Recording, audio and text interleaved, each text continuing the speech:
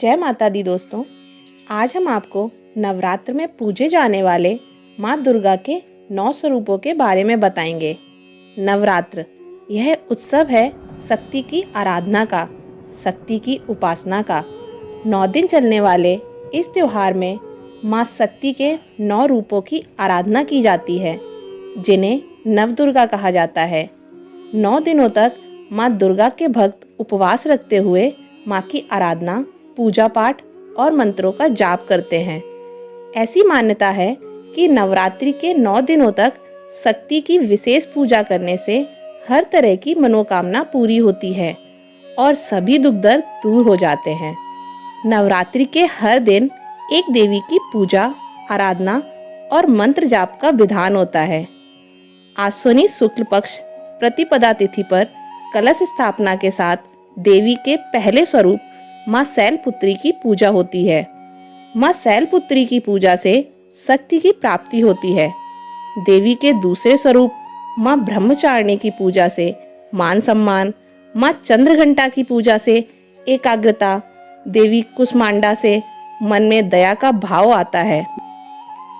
माँ स्कंद माता की आराधना से कामयाबी, देवी कात्यायनी की आराधना से बाधाएं दूर होती हैं।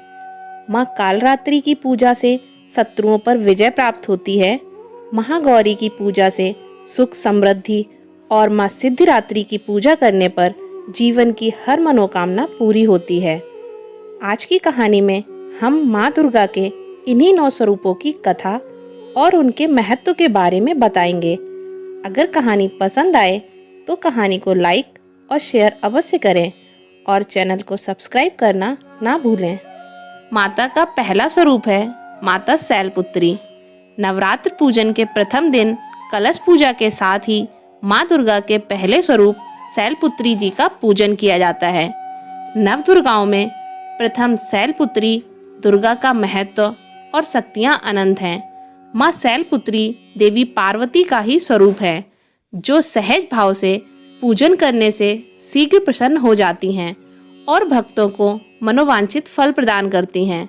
माता शैलपुत्री को शिखर यानी हिमालय पर्वत की बेटी के रूप में जाना जाता है। इन्हें पार्वती और हेमवती के नाम से भी जाना जाता है। भगवत पुराण के अनुसार प्रजापति दक्ष ने विशाल यज्ञ का आयोजन कर सभी देवी देवताओं को निमंत्रण भेजा, लेकिन भगवान शिव और पुत्री सती को नहीं बुलाया। अपने पति भगवान शिव के अपमान से नाराज होकर उन्होंने यज्ञ का विध्वंस कर दिया। यज्ञ में अपनी आहुति देकर आत्मदाह कर लिया। देवी सती ने पर्वतराज हिमालय के घर में देवी पार्वती या माता शैलपुत्री के रूप में जन्म लिया। कठोर तपस्या करके भगवान शिव को पुनः पति के रूप में प्राप्त किया। माता शैलपुत्री नंदी की सवारी करती हैं। इनके दाएं हाथ में त्रिशूल और बाएं हाथ में कमल होता है। माता का दूसरा स्वरूप है देवी ब्रह्मचारिणी। माँ दुर्गा की नव शक्तियों का दूसरा स्वरूप ब्रह्मचारिणी का है। भगवान शिव को पति रूप में पाने के लिए इन्होंने हजारों वर्षों तक घोर तपस्या की थी। इनकी पूजा से अनंत फल की प्राप्ति होती है। इनकी उपासना से साधक को सर्वर्थ, सिद्धि और विजय की प्राप्ति होती है। पौराणिक मान्यता के अनुसार भगवान शिव को पति के रूप में पाने के लिए देवी ने सैकड़ों वर्षों तक कठिन तपस्या की और अंत में उनकी तपस्या सफल हुई। माँ ब्रह्मचारिणी की कृपा से सिद्धि की प्राप्त होती है। तप, त्याग, वैराग्य, सदाचार और संयम की वृद्धि के लिए देवी ब्रह्मचारिणी की उपासना की जाती है। माँ का तीसरा स्वरूप है माँ चंद्रघंटा। बाघ पर सवार माँ दुर्गा जी की तीसरी शक्ति देवी चंद्रघंटा हैं। इनके मस्तक में घंटे के आकार का अर्धचंद्र विराजमान है, इसलिए इन्हें चंद्रघंटा कहा जाता है। इनकी आराधना से साधकों को चिरायु, आरोग्य, सुखी और संपन्न होने का वरदान प्राप्त होता है तथा स्वर में दिव्य अलौकिक माधुर्य का समावेश हो जाता है। प्रेत बाधादि से ये अपने भक्तों की रक्षा करती हैं। राक्षस महिषासुर से देवता और ऋषि मुनि बहुत परेशान थे। ऐसे में सब माँ आदिशक्ति के पास गए। तब माता ने चंद्रघट्टा के अवतार में महिषासुर का वध किया था। माता का चौथा स्वरूप है माँ कुष्मांडा। नवरात्र के चौथे दिन शेर पर सवार माँ के कुष्मांडा स्वरूप की पूजा की जाती है। इन्हीं के तेज और प्रकाश से 10 दिशाएं प्रकाशित हो रही हैं। देवी कुष्मांडा अपने भक्तों को रोग, शोक और विनाश से मुक्त करके आयु, यश, बल और बुद्धि प्रदान करती हैं। पौराणिक मान्यता है कि जब सृष्टि का अस्तित्व नहीं था, तब माता ने ब्रह्मांड की रचना कर सृष्टि की आदि स्वरूपा और आदि शक्ति बन गई थी। यह केवल एकमात्र ऐसी माता हैं जो सूर्यमंडल के भीतर के लोक में निवास करती हैं। माँ का 5वां स्वरूप है माँ स्कंद माता। भगवान स्कंद, जिनको कार्तिकेय के नाम से भी जाना जाता है, उनकी माता होने के कारण देवी के इस 5वें स्वरूप को स्कंद माता के नाम से जाना जाता है। यह कमल के आसन पर विराजमान है, इसलिए इन्हें पद्मासन देवी भी कहा जाता है। स्कंद माता की साधना से साधकों को आरोग्य, बुद्धिमता तथा ज्ञान की प्राप्ति होती है। पौराणिक कथा के अनुसार नरकासुर नामक असुर की मृत्यु केवल शिव पुत्र से ही संभव थी। तब माता पार्वती ने अपने पुत्र भगवान स्कंद को युद्ध के लिए प्रशिक्षित करने हेतु स्कंद माता का स्वरूप लिया।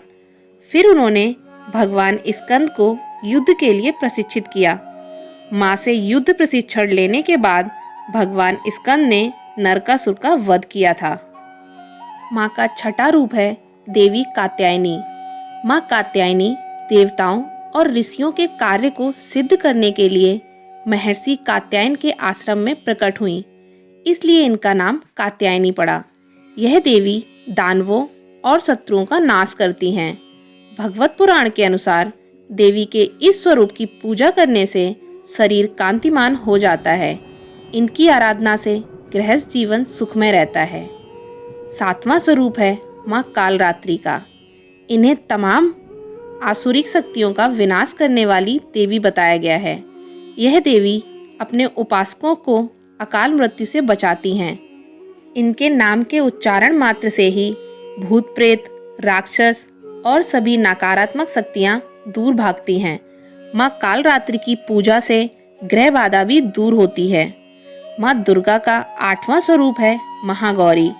दुर्गा जी की 8वीं शक्ति देवी महागौरी भक्तों के लिए देवी अन्नपूर्णा का स्वरूप है, इसलिए अष्टमी के दिन कन्याओं के पूजन का विधान है।